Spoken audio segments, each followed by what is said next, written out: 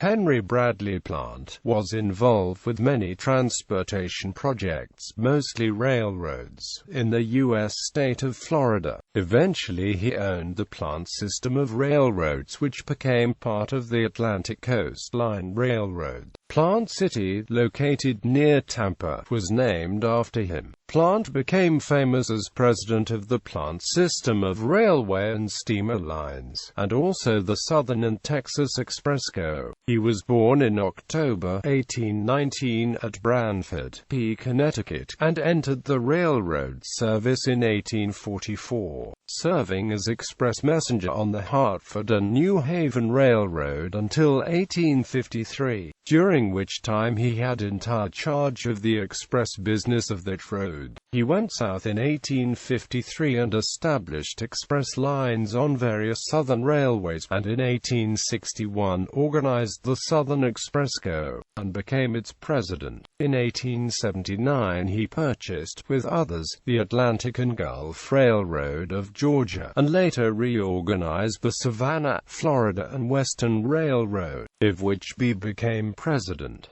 He purchased and rebuilt, in 1880, the Savannah and Charleston Railroad, now Charleston and Savannah. Not long after this he organized the Plant Investment Co. to control these railroads and advance their interests generally, and later established a steamboat line on the St. Johns River in Florida. From 1853 until 1860 he was general superintendent of the Southern Division of the Adams Express Co., and in 1867 became president of the Texas Express Co. The Plant system of railway, steamer and steamship lines is one of the greatest business corporations of the southern states.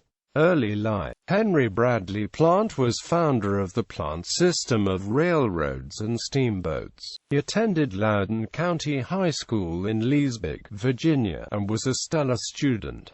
He was born in Branford, Conn, the son of Betsy and Anderson Plant, a farmer in good circumstances. He was the descendant of John Plant, who probably emigrated from England and settled at Hartford, Connecticut, about 1639. When the boy was 6, his father and younger sister died of typhus.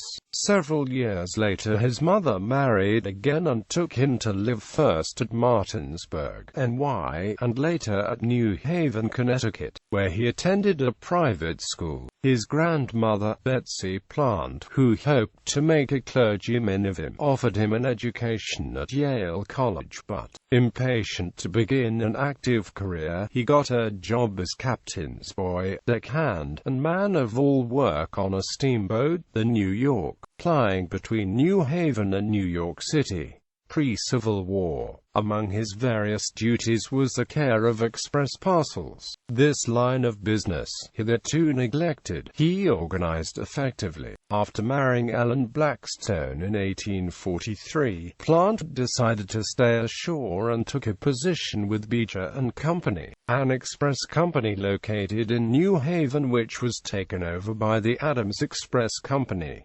Plant was transferred from steamboats to railroads. After a few years he was put in charge of the Old York office of the company. In 1853, his wife, Ellen Elizabeth Plant, was ordered south for her health. After a journey of 8 days, the Plants arrived in Jacksonville in March and spent several months at a private home near Jacksonville, then a tiny hamlet. Plant was impressed with the possibilities of the future development of Florida. The next year, after it became necessary for his wife to again travel south for her health, he requested and obtained the responsibility for all Adams Express Company's interests in the territory south of the Potomac and Ohio rivers. In the face of great difficulties, he successfully organized and extended express service across this region, where transportation facilities, although rapidly growing, were still deficient and uncoordinated. At the approach of the Civil War, the directors of Adams Express, fearing the confiscation of the southern properties,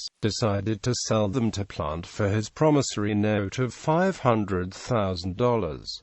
With Southern stockholders of the company, he organized in 1861 the Southern Express Company, a Georgia corporation, and named himself president, because he had built a reputation for providing reliable and efficient express service. President Davis's cabinet made Plant's company the agent for the Confederacy in collecting tariffs and transferring funds. In 1863, claiming a serious illness, he left his home in Augusta with a safe passage document signed by Jefferson Davis and sailed to Bermuda. After spending a month there, he traveled to Canada, Connecticut, and then England. When in France, he was informed that his Confederate passport was not valid. After some discussion with French authorities, an unusual resolution was reached as he was issued a French passport declaring him a U.S. citizen residing in Georgia, which allowed him to travel extensively across Europe and later re-enter the U.S. when he returned to New York by way of Canada. Post-Civil War. After the war, Plant returned to the South in February 1865 to reclaim his business interests, primarily the Southern Express. The railroads of the South had been practically ruined and many railroads went bankrupt in the Depression of 1873.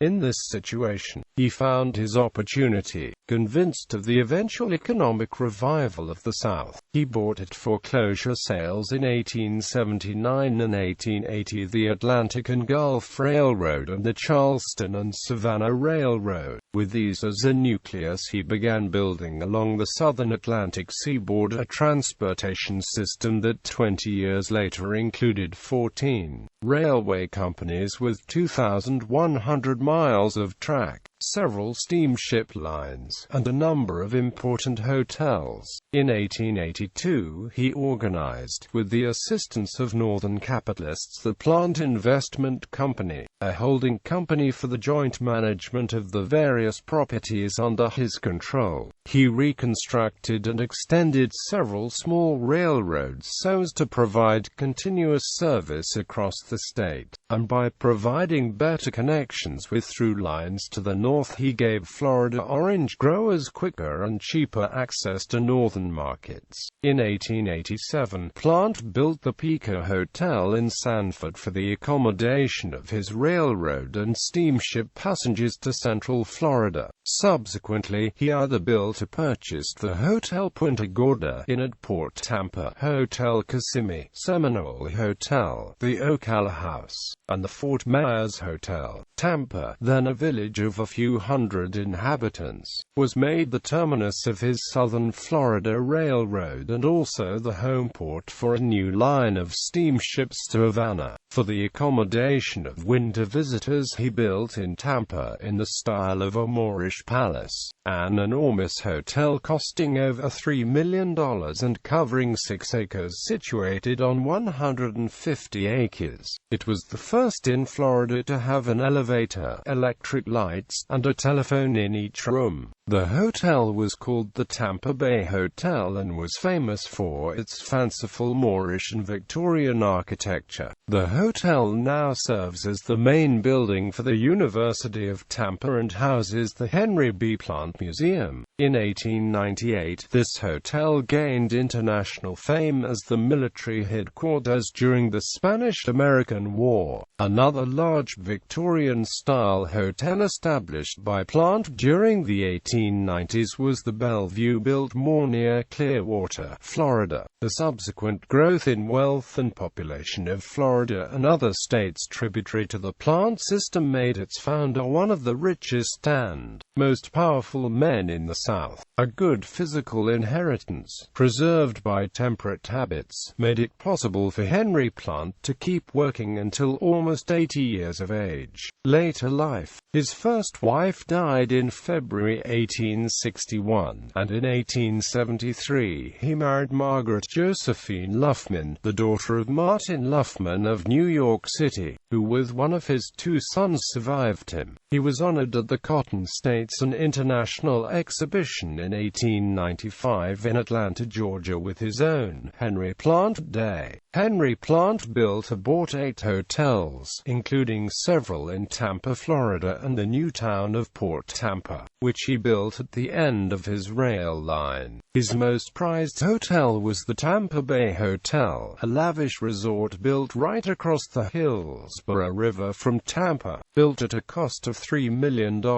it was said to be an attempt to compete with fellow industrialist Henry M. Flagler, who was developing Florida's East Coast.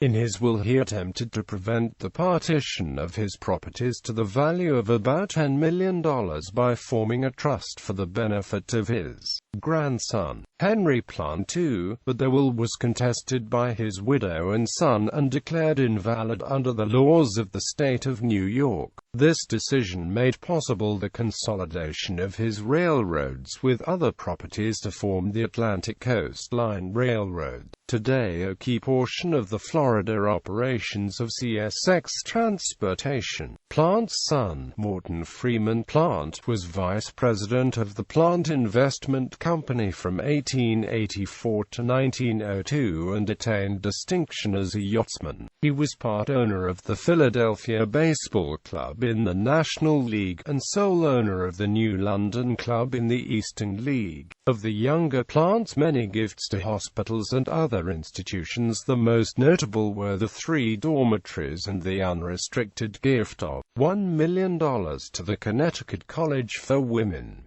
His former 1905 mansion on Fifth Avenue in New York City is now the home of Cartier Honors. Henry B. Plant High School in Tampa, Florida is named after him. Henry B. Plant Museum, Morton Plant Hospital,